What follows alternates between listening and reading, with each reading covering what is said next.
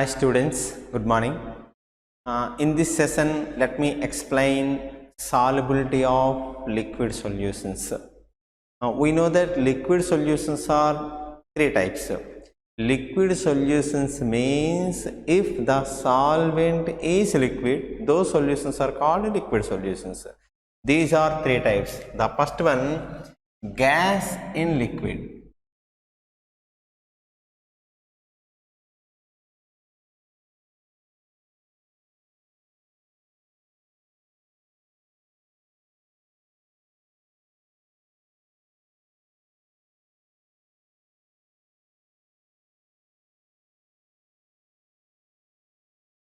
If the solvent is liquid, those solutions are called liquid solutions. Liquid solutions are further classified into three types. If solute is gas, gas in liquid. If solute is liquid, liquid in liquid. If solute is solid, solid in liquid. Okay, and let me explain what is the solubility of liquid solutions. Okay, for example, we consider one beaker of water.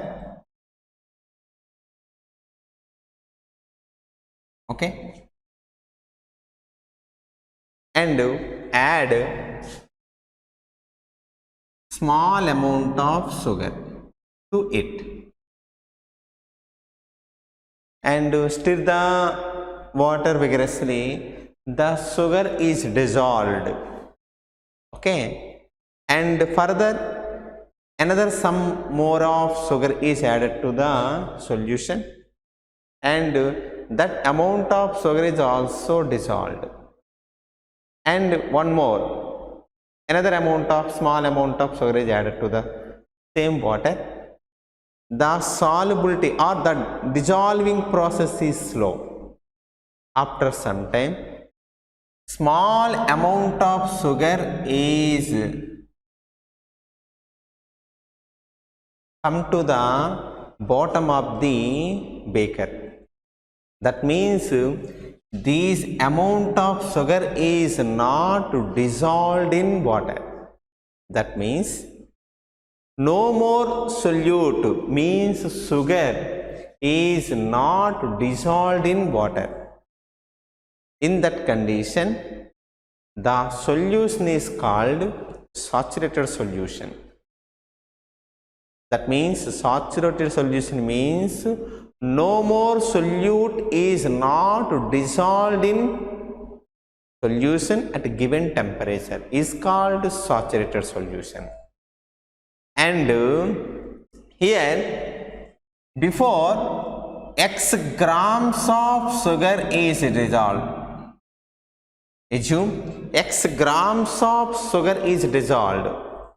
After x grams, the sugar is not dissolved in this water and it can be converted into precipitate at the bottom of the solution.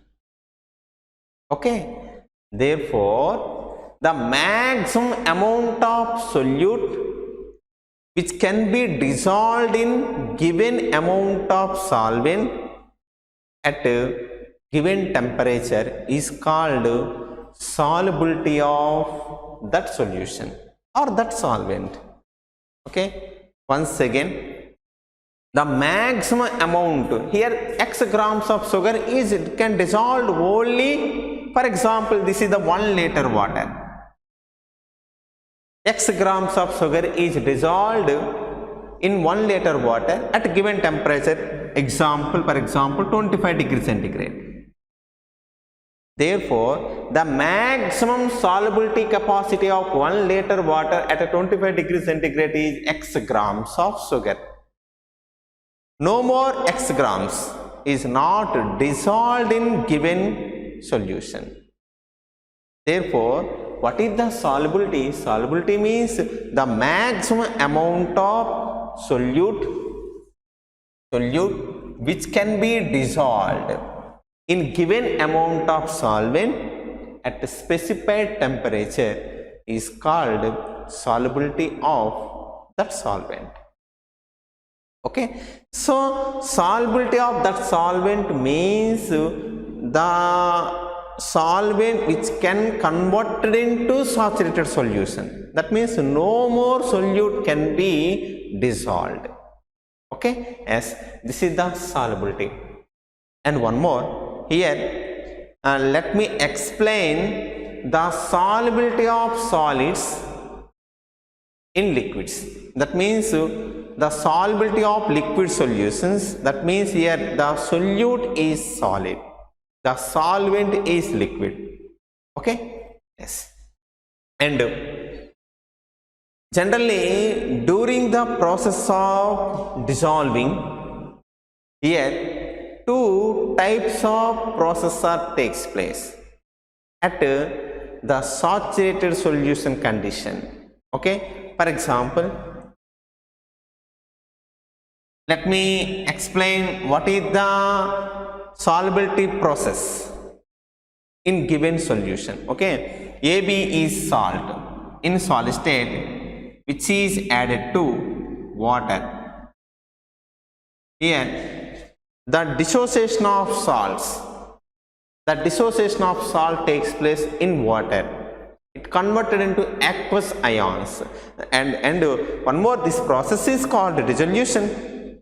Okay, therefore A is converted into A plus in aqueous medium, plus B is converted into B minus in aqueous medium. Therefore the salt, the decomposition of salt in water is also known as solubility, dissolution. Okay, so the forward reaction is, that means during the dissolution, that means when addition of small amount of salt to the water, the salt which undergo dissolution means it can converted into ions, aqueous ions. That means it can convert it into small ions. Okay, therefore this process is called dissolution. And at the same time, another type of processes also takes place. Okay, here the solution which contain dissolved ions from the salt. These dissolved ions which are collide with each other and recombined, A plus and B minus, and recombined to converted into salt. That means undissolved form, unionized form. This process is called, means the backward process is called crystallization. Means salt is in the form of crystals. Okay, the forward direction process is called dissolution. The backward process is called crystallization or precipitation. Okay, the precipitated salt which can be converted into precipitate at the bottom of this solution. Okay, that means the dissolution process is always reversible process at certain condition, means at a saturated condition. Saturated condition means, I already told you, no more solute can dissolve in given amount of solvent at a given temperature is called saturated solution. At a saturated solution, the rate of dissolution, that means the rate of forward reaction, is equal to the rate of backward reaction, that means the rate of crystallization. Okay, that means how much amount of salt which can be dissolved in given amount of solution or solvent is equal to same amount of salt which can be formed by reversible process. That means the rate of forward reaction, the rate of dissolution is equal to the rate of crystallization. That type of equilibrium is called dynamic equilibrium. We know that according to chemical equilibrium, dynamic equilibrium. So at that condition the solution is called saturated solution. Okay, so this is the the process of dissolution at saturated condition. Okay. Now let me explain the factors which affecting the solubility of solids in liquid solution. Okay. Let me explain. Here we consider only solids in liquid solution. Okay. Yes. What is the factors which affecting the solubility of solids in liquid solution?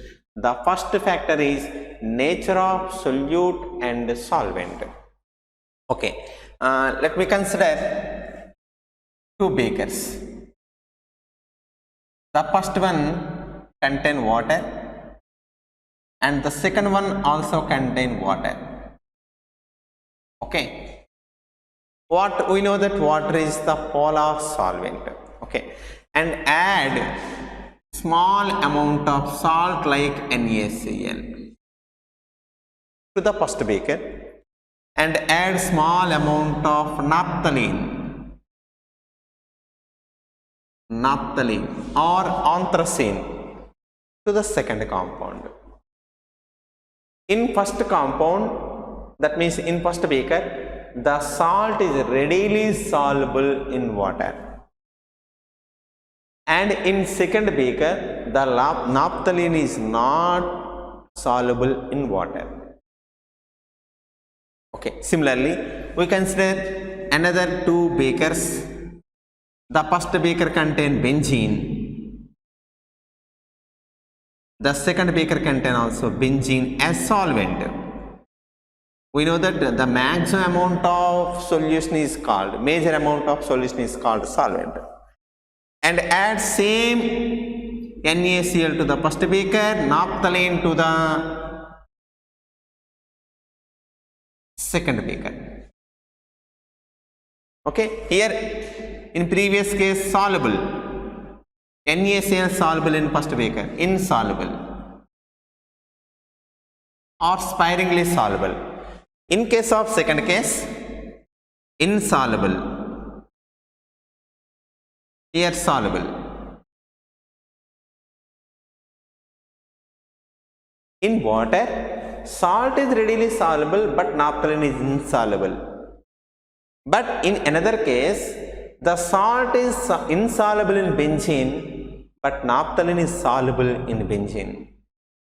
Why different types of process takes place here? Simple logic. Salt is ionic compound.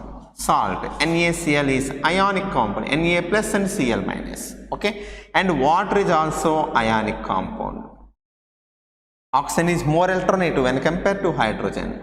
Both are polar. Ionic compounds means positive pole, negative pole. Negative pole, positive pole. The molecules or the compounds which contain two opposite poles are called polar substance. Polar substance. Both water and NaCl polar substance. Therefore, the chemical forces between salt and water are easily re-established. Therefore, that means the positively charged ions, sodium ions, are readily attracted by negatively charged oxygen atoms, and negatively charged chloride ions are readily attracted by positively charged hydrogen atom. Therefore, chemical new attractive forces arises between the salt and water. That means the salt which can readily soluble in polar solvents. That means polar substance is readily soluble in polar solvents. This is also known as like dissolves like. Like dissolves like. That means polar substance dissolved in polar solvents. Okay. Yes. In case of naphthalene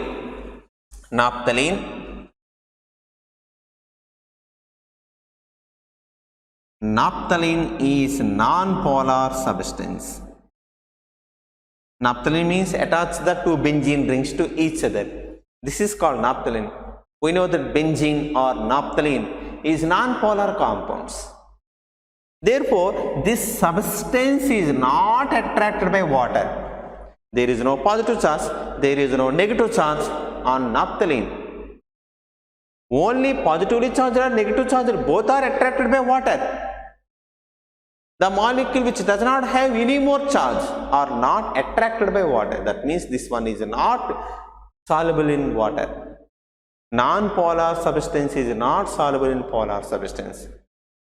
So this is the reason. And one more. This is the second case, benzene. Benzene is this one. This is also non-polar. Naphthalene, this one. This is also non-polar. Both are non-polar. Therefore, the van der Waals forces of both substances are equal, almost are equal. Therefore, this substance is readily soluble in benzene. Here, why salt is not soluble in benzene? Salt, we know that salt is polar substance, benzene is non-polar substance. Benzene not attract either sodium plus ions or Cl minus ions, because benzene does not have any charge. Therefore, salt is insoluble in benzene.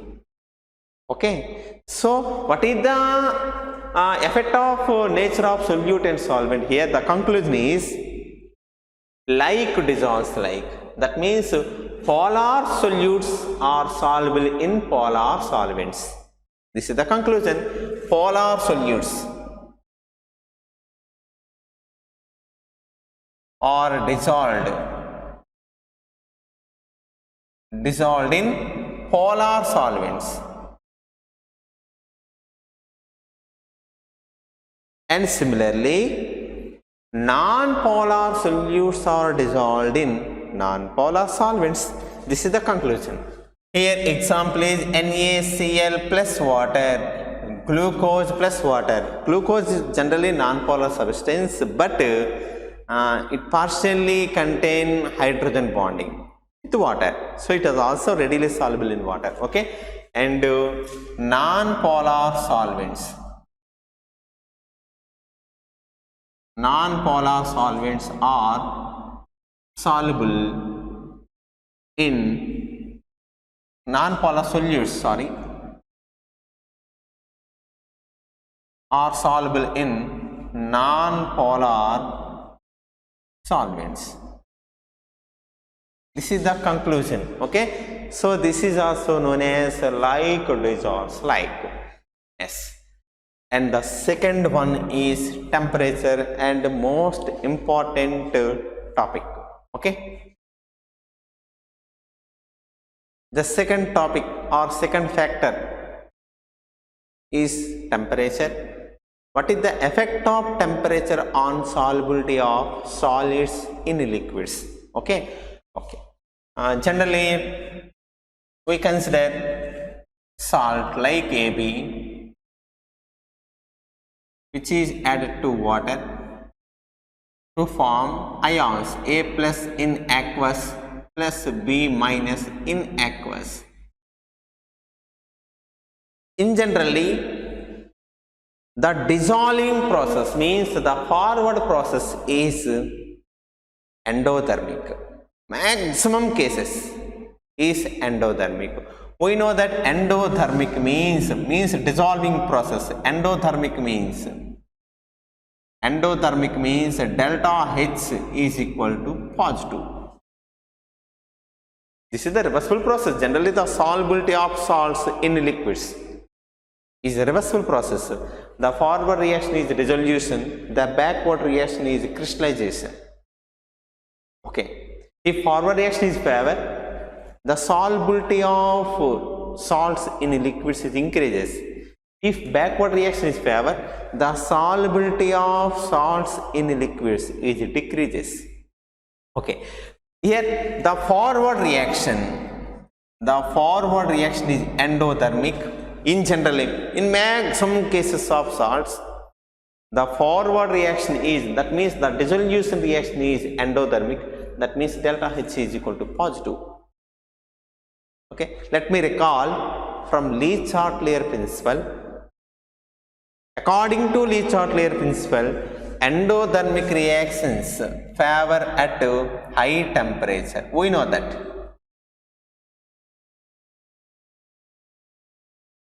Okay, and exothermic reactions favor at low temperature according to Le Chatelier principle. But here the forward reaction is endothermic in maximum cases of salts. Okay, therefore high temperature is favorable for solubility of solids in liquids. Okay, that means if you consider two beakers at different temperatures, the first one contain 1 liter, second one contain 1 liter water, both have same volumes, and it is at a 25 degrees centigrade, it is at 30 degrees centigrade. If you add the same amount of glucose, okay, glucose and also glucose,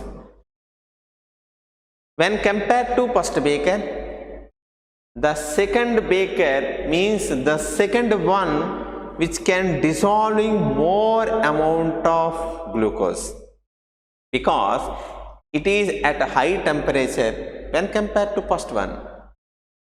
Okay, why the temperature increases and why the solubility increases during the increasing of temperature? Generally, here the dissolution, the simple logic is the dissolution or solubility of salt means breaking of ions. Breaking of ions needs some amount of energy. Therefore, if you give the some amount of energy in the form of temperature, the salt is readily soluble in water. This is also known as lattice energy also. Okay, therefore this is the simple logic why salts are readily soluble at a high temperature when compared to low temperature. Okay, generally dissolution process is endothermic, delta H is equal to positive, therefore high temperature is favorable for the dissolution of salts.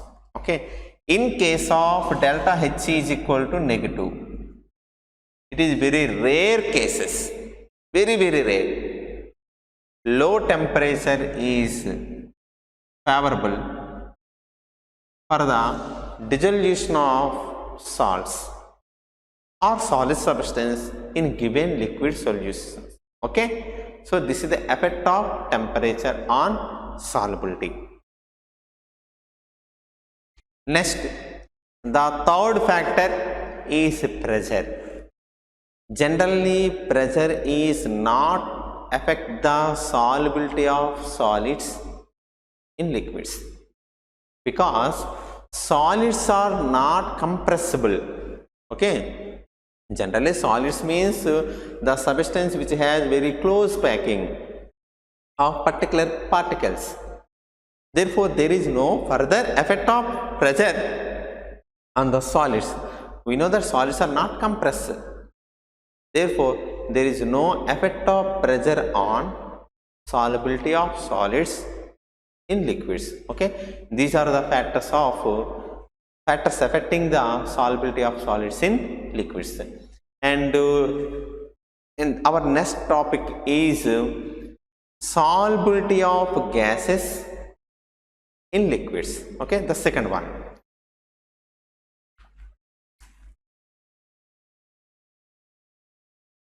Gases in liquids. Here gases are solutes, liquids are solvent. Of course, these are liquid solvents, liquid solutions. Okay, maximum so many gases which are readily soluble in water, like HCl which is readily soluble in water, and ammonia gas, and carbon dioxide. These gases like HCl, ammonia, carbon dioxide, these are readily soluble in water, because we know that like dissolves like. Water is the polar substance, polar solvent. Here HCl is polar, H plus Cl minus. Ammonia is polar, N minus H plus. Carbon CO2 is polar, C plus O minus. Therefore, these gases are readily soluble in water. Of course, liquid HCl. Liquid HCl is prepared by using when pure HCl gas is passes through the water to form liquid HCl. Okay, and liquid ammonia and carbonic acid H2CO3. Carbonic acid is formed when carbon dioxide is passes through the water. Therefore, these gases are readily soluble in liquids like water. But some other gases are not readily soluble in water like N2 and O2. Both are non-polar, same atoms, non-polar. There is no positive and negative charges on any atom. We know that like dissolves like. These are the non-polar N2 and O2, and water is the polar solvents. Therefore, N2 and O2 are not readily soluble in water, sparingly soluble. That means very little amount of substance, little amount of oxygen or little amount of nitrogen which is soluble in water at a given temperature.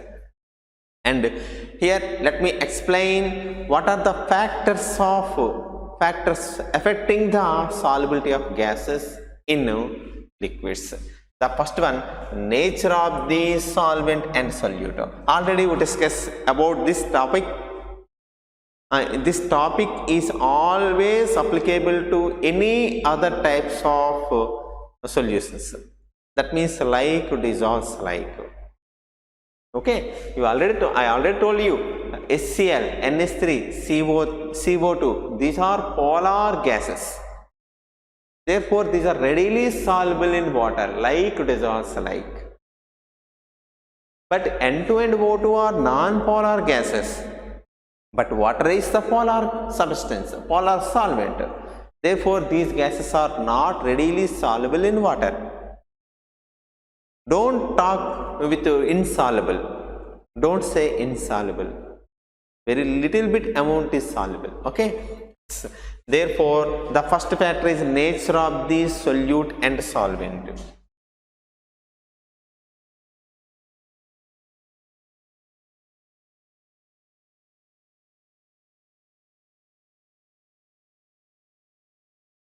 Same explanation, like dissolves like.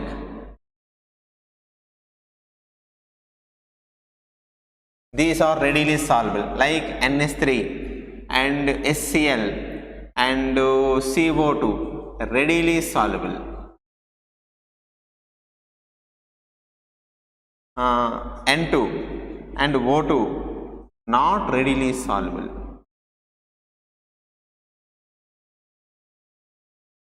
The reason is these are polar, water is also polar. Like dissolves like. The reason is these are non-polar, water is polar. Okay. And this is the first factor which affecting the solubility of gases in liquids. And we are going to the second factor and the most important factor is what is the effect of pressure on solubility of gases in liquids. Okay. Effect of pressure on the solubility of gases in a liquid solution. Let me explain. Okay. Let me consider two beakers.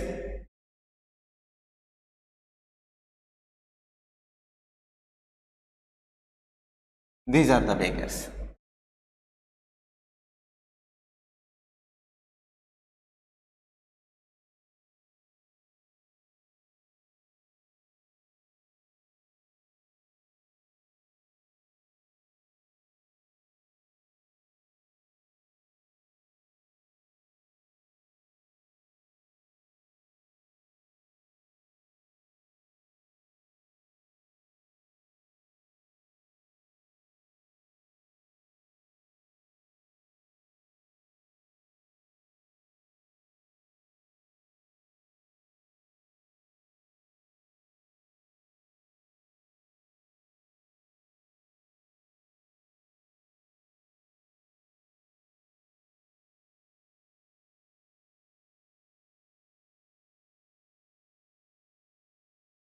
Okay.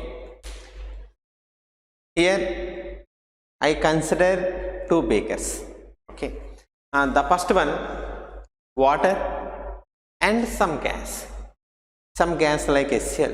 Okay, this is the gas HCl and this is water. Okay, and which is closed by some movable piston in a beaker. Therefore, the gas molecules are continuously random in motion. These are collide with each other and walls of the container. Okay, here more volume means less pressure. Therefore, at the same time, some of the gas molecules which are interacted with the surface of the liquid solution, liquid water. Okay, therefore, some of the gas molecules are going to liquid state, means liquid solution. Some of the gas molecules. Okay, and some of the gas molecules are come back. That means those are going to liquid state to gaseous state. That means some of the gas molecules which are dissolved in water and some of the gas molecules which are evaporated from the water. This is the dynamic equilibrium, like salts in water. Okay, some of the gas molecules which are going into the water and some of the gas molecules which are going into the gaseous state from water. That means dissolution, evaporation, dissolution, evaporation. Both process takes place at equilibrium with equal rates. So this is called a dynamic equilibrium. Okay, and here very less number of gas molecules which are interacted with water surface, because the volume of the gas is more. If volume of the gas is more, the gas molecules are far away from each other. Yes. If the piston is moved towards the water, okay, the volume of the gas is decreases. Same gas, here volume decreases. That means pressure increases. Volume inversely proportional to pressure. That means pressure increases, means the number of collisions per unit area increases. That means here more number of gas molecules which are interacted with water surface or water. Here very less number of gas molecules which are interacted with water, because more volume per unit area, very less number of gas molecules are available. So during the decreases of volume per unit area, number of gas molecules are increases. Here per unit area very less number of gas molecules are available. Here for unit area very more number of gas molecules are available. That means more probability of gases which is dissolved in given solvent. That means more number of gas molecules are present in given solution at the high pressure, at given temperature. Both experiments are done at a constant temperature, of course. Okay, here more gas molecules are dissolved in given amount of solvent. Here very less number of gas molecules are dissolved in given amount of water. Here because more gas molecules which are interacted with the surface of the water. Of course, evaporation is also more. This is also an equilibrium. Okay, here we have a clarity. Here the pressure is low because volume is high.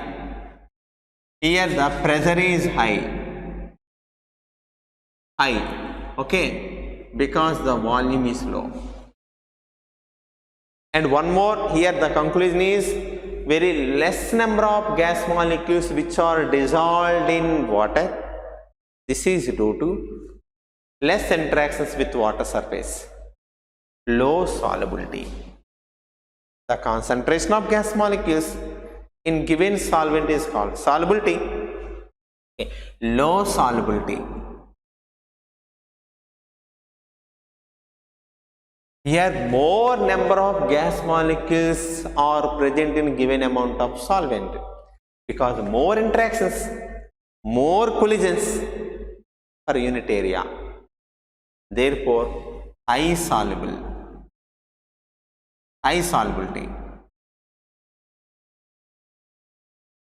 So what is the final conclusion? Here low pressure, low solubility. High pressure, high solubility. What is the relation between the pressure and the solubility for the gases? If increase the pressure, solubility also increases. Therefore, pressure is directly proportional to solubility. This is the conclusion. Yes or no? Solubility means the amount of solute, here gas, which is present in given amount of solvent is called solubility, maximum amount. Okay. Here pressure. Okay. Pressure, if increase the pressure, here low pressure, low solubility. High pressure, high solubility. If increase the pressure, solubility also increases. If decrease the pressure, solubility also decreases. Okay. Pressure increases, that means solubility also increases. Pressure decreases, that means solubility also decreases. This is the conclusion. And this experiment is done by Henry's. So this is also called Henry's experiment. Henry's law.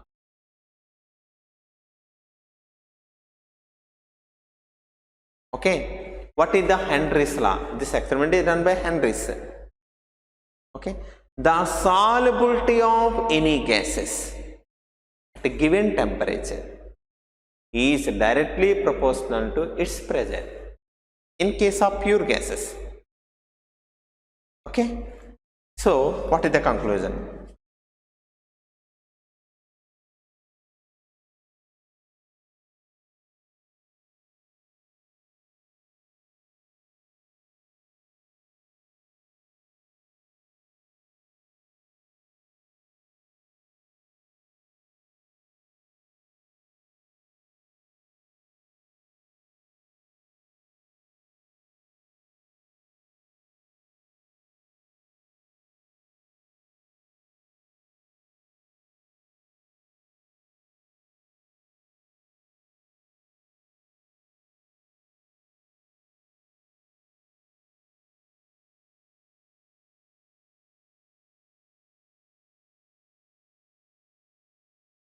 This is the conclusion.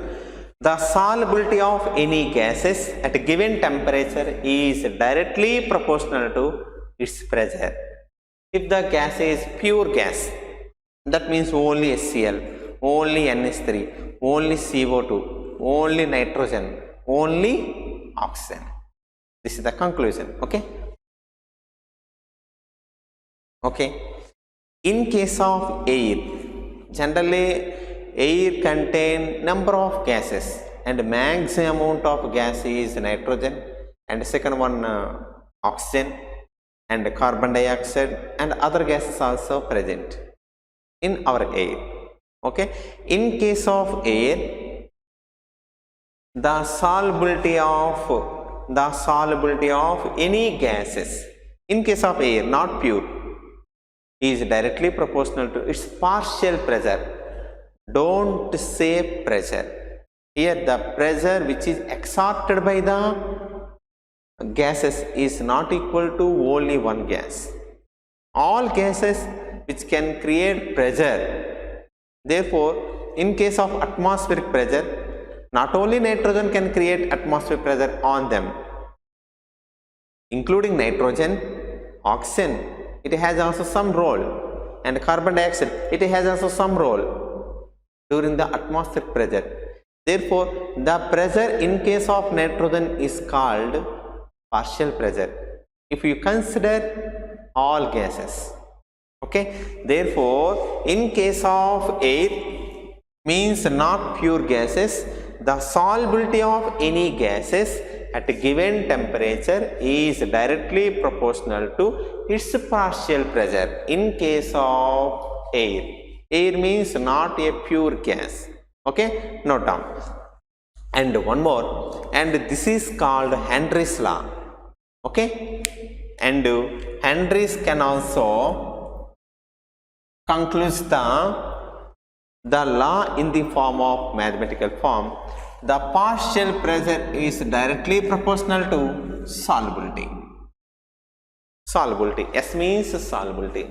And one more here, the solubility of any substance which can be expressed in number of ways.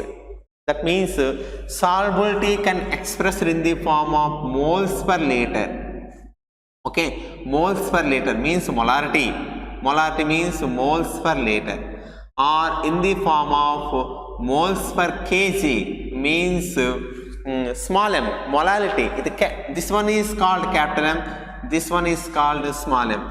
In case of mole fraction, no units, because it is the ratio, no units. Okay.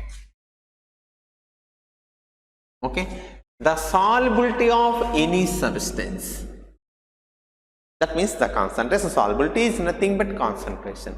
The concentration of any substance, either gas or liquid or solid, whatever may be, in a given solvent, is expressed in terms of molarity, molality, mole fraction.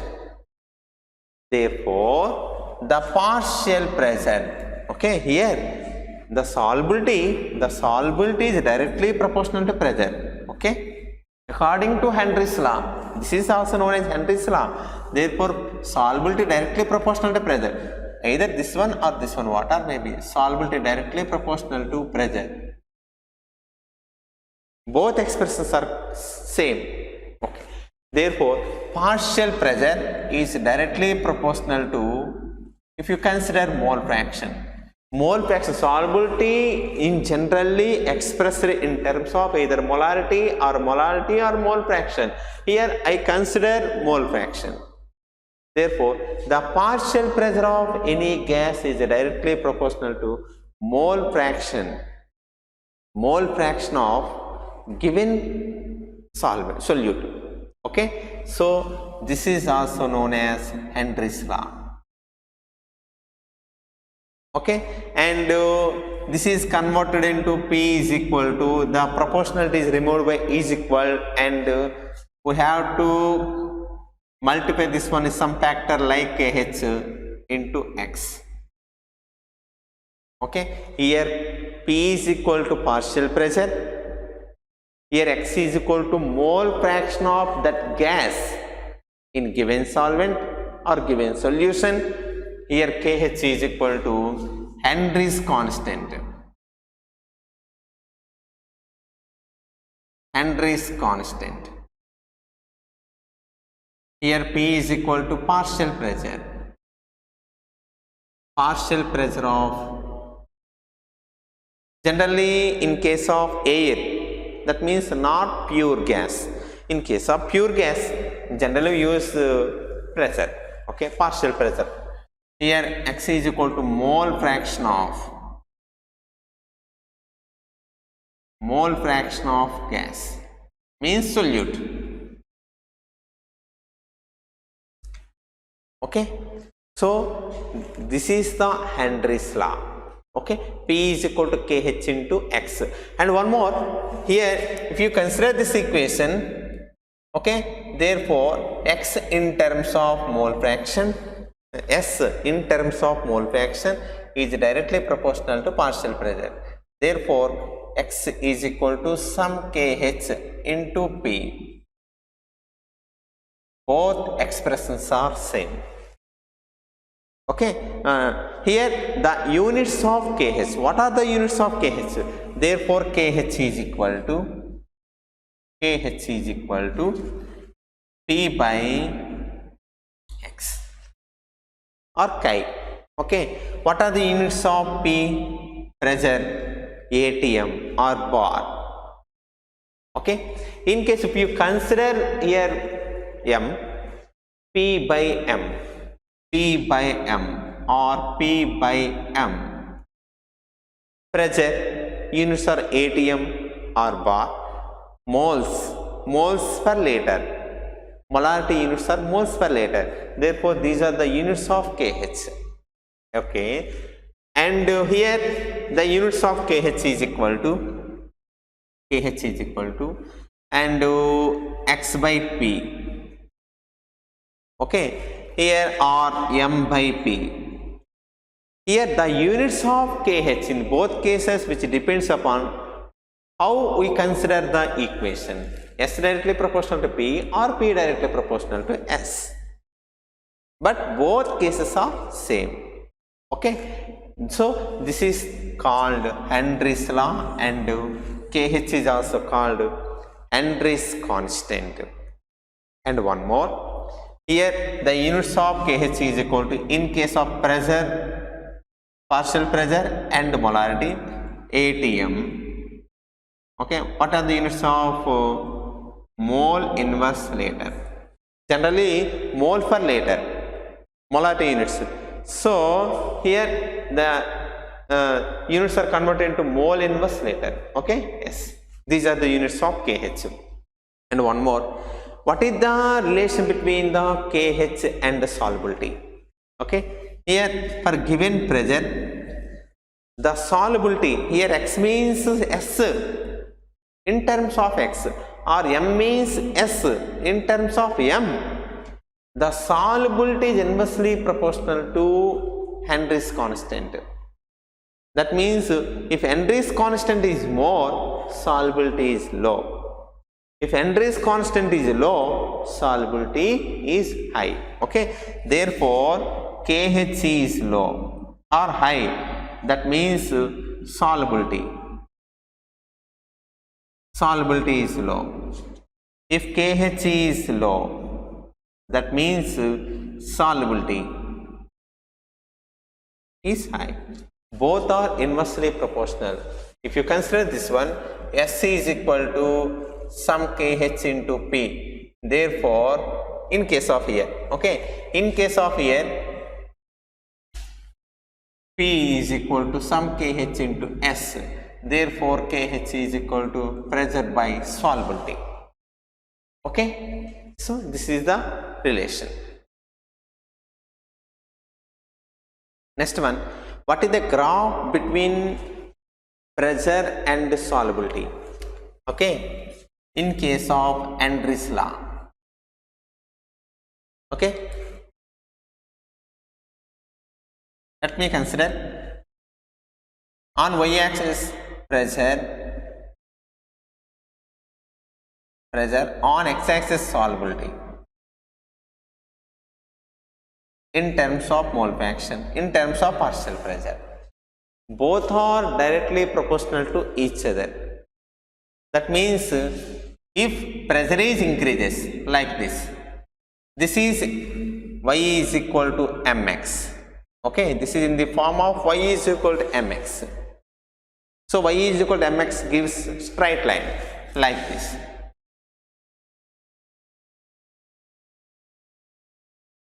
Okay, this is the graph between pressure and solubility in case of Henry's law. If increase the pressure, solubility also increases.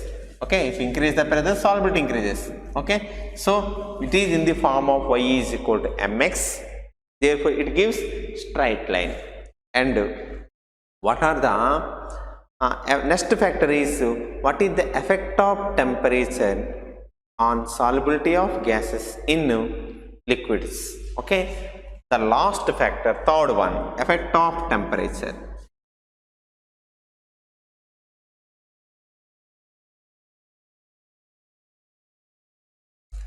This is the simple reason. Okay, let me consider a beaker.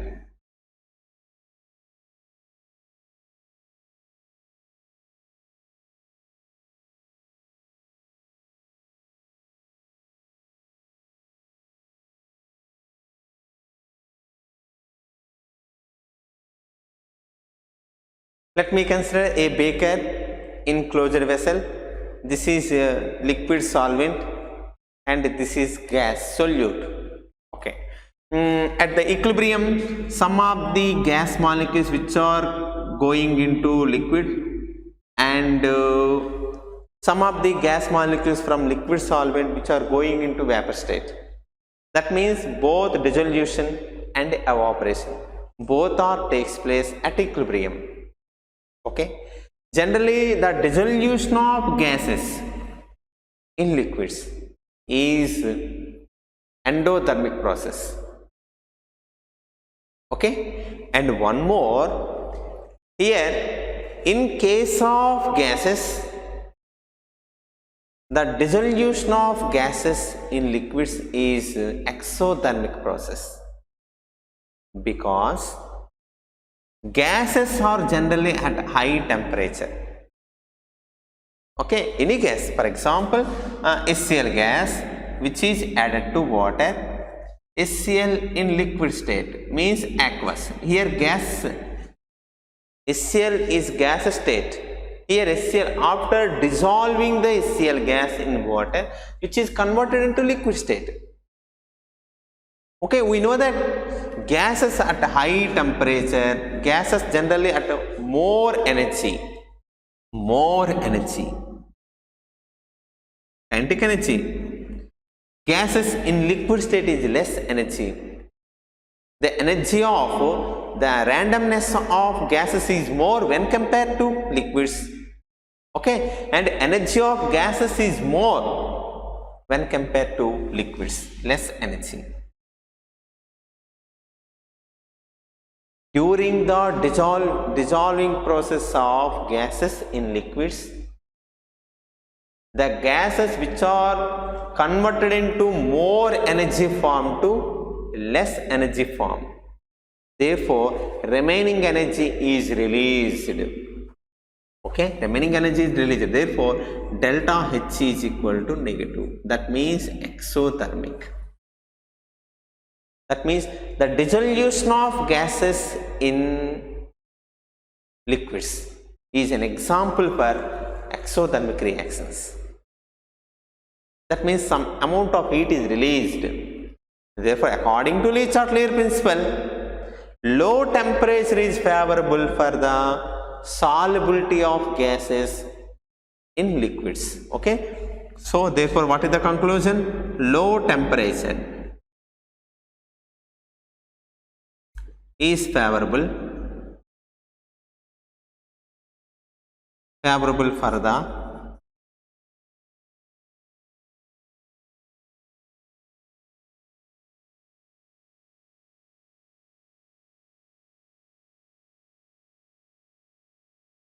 in liquids. Okay, this is the conclusion. Okay, and one more, what are the applications of Henry's law?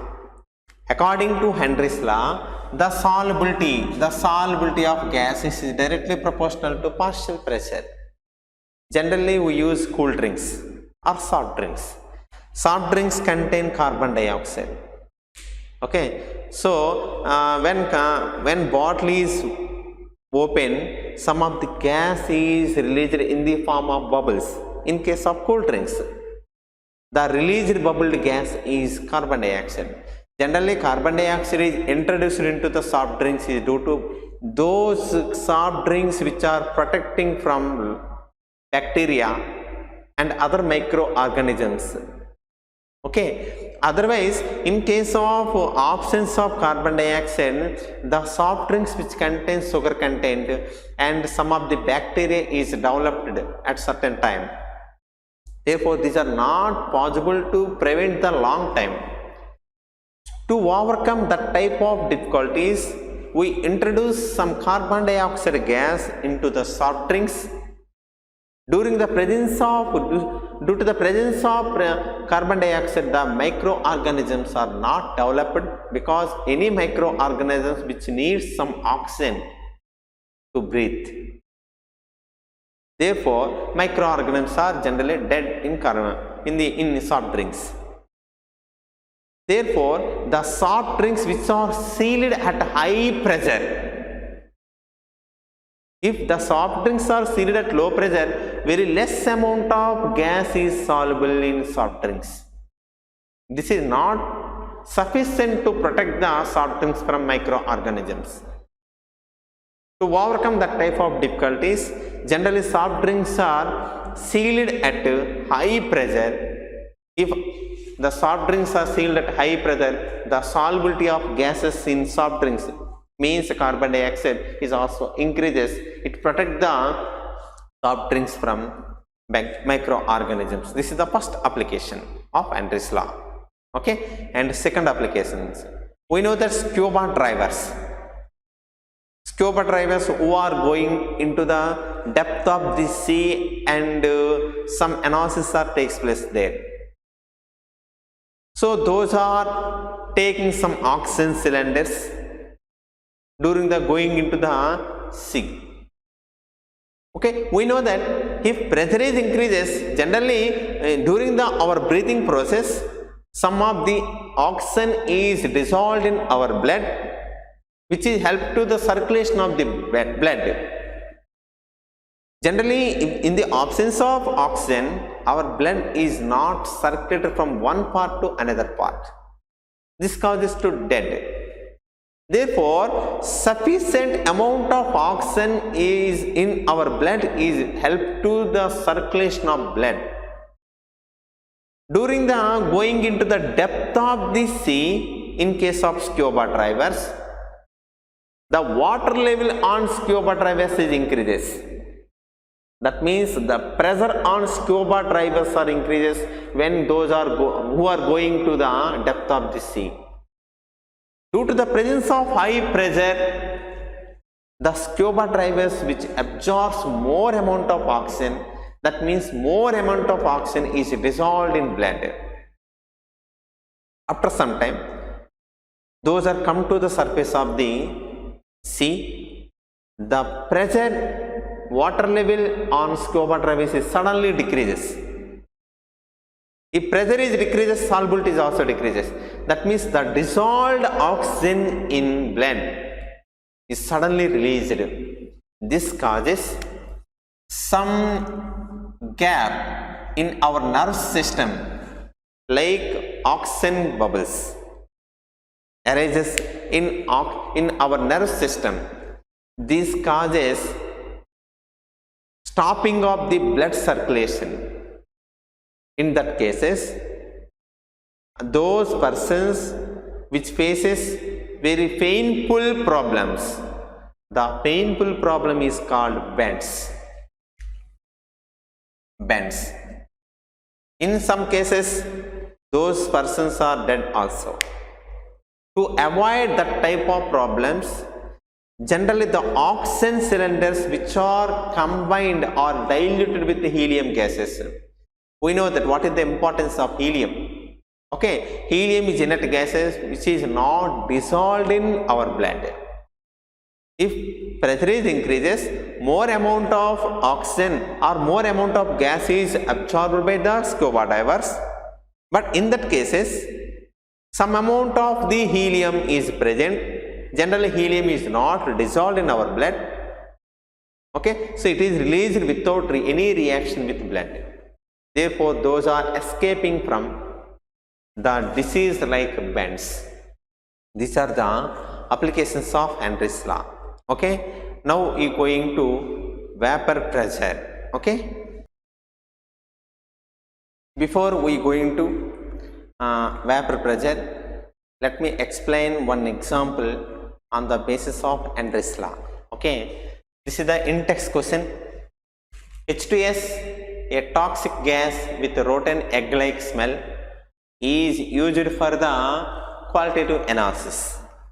Generally, H2S gas is used in qualitative analysis. In second year practicals, generally we used H2S gas in during the analysis of some elements like some ions like copper. Okay, yes. If the solubility of H2S in water at STP is 0.195 m. Okay, calculate the Henry's law constant. Okay, here the solubility of H2S gas is given, and pressure also is given, that means STP means 1 atm, and he want Henry's law constant, and we know that what is the Henry's law? Partial pressure is equal to Kh into mole fraction. This is the Henry's law, or pressure is directly proportional to mole fraction.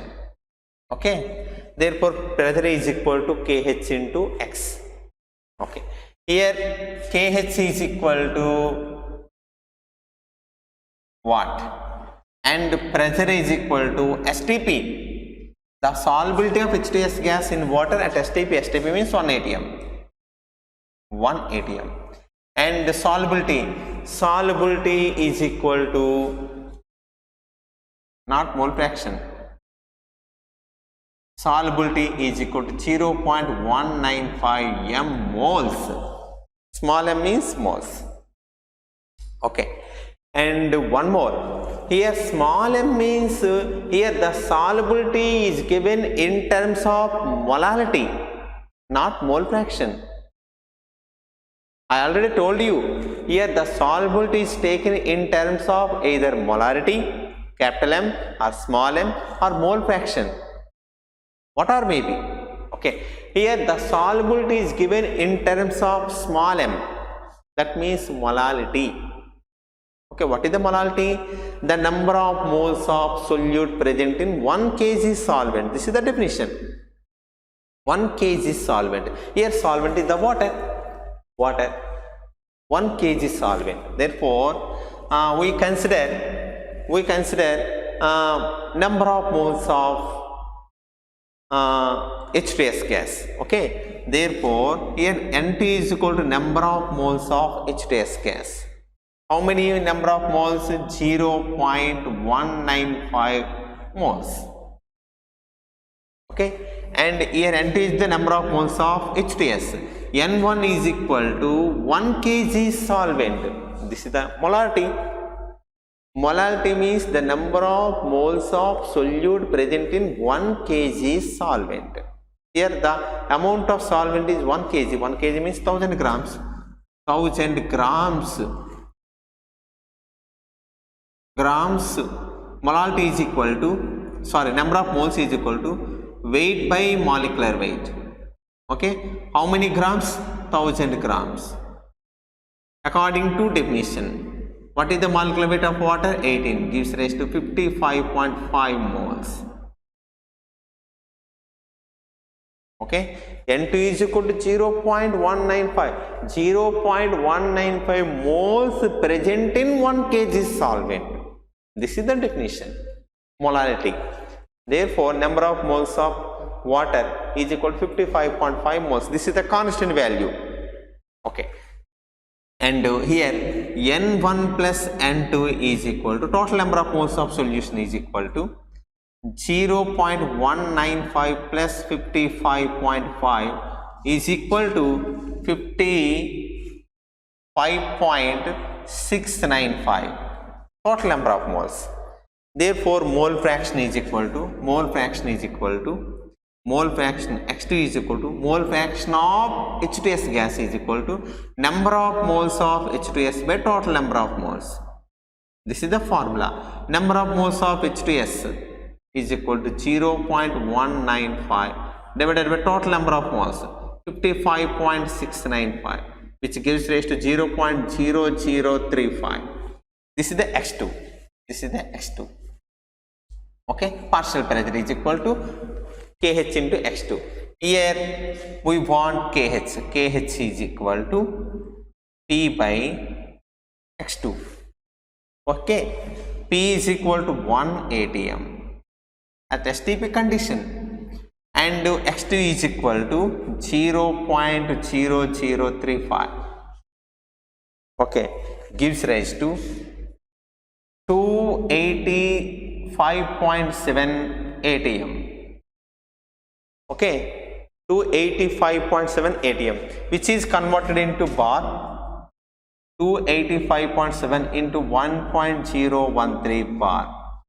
We know that 1 atm is equal to 1.013 bar is equal to 289.4 bar. This is the kh value. Okay.